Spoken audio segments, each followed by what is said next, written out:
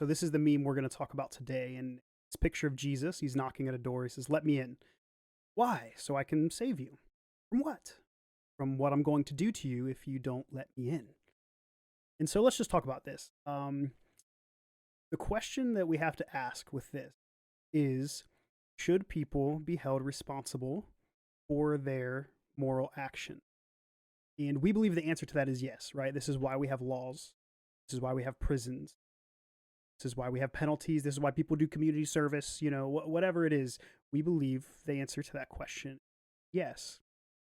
And so, according to Christian theology, there is a God who has set moral standards in the world, and we can offend those moral standards. And generally, those moral standards fall under two categories. They're sins against God and they're sins against other people. And so when we sin against God and we sin against other people, just like in our socially constructed governments, right? When we sin against the people around us, the community, or the nation, we deserve a penalty. When we sin against God, people, according to the Christian belief, we deserve a penalty.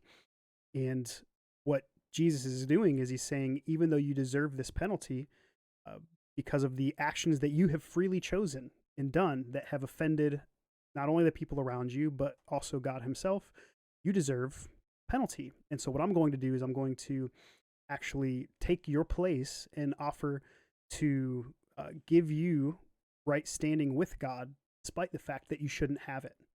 And so what he's doing is not trying to save us from himself. He's trying to save us from ourselves. So the question is, should people be held responsible for their moral failings? And most of us would say yes.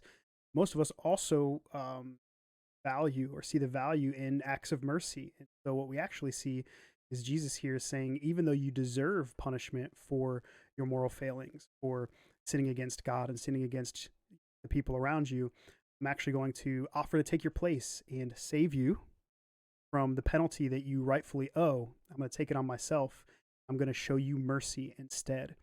So it's funny because I think we would all agree that when we fail, we deserve punishment.